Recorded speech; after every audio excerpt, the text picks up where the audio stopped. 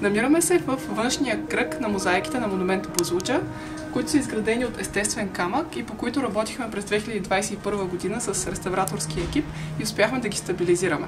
Освен това, изградихме този навес, който е временно съоръжение и спира нахлуването на вода, заледяването на мозайките, което е основната причина всъщност за разрушенията.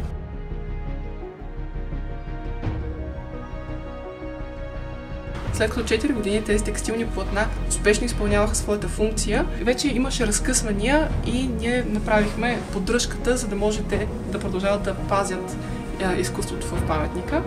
Като сложихме нови текстилни платна от външната страна, а запазихме старите от вътрешната.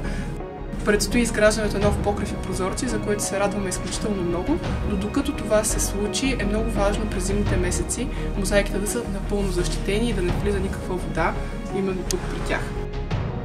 За осъществяването на тази акция искам да благодаря на доброволците, които работеха тук в изключително тежки метеорологични условия. Също така искам да благодаря на областна администрация Стара Загора, на община Казанлък за подкрепата и също много благодаря на всеки един дарител, който ни подкрепи по време на фестивала Open Бузлуджа. Именно с тези средства успяхме да финансираме акцията и да запазим мозайките и през тази зима. Благодаря ви!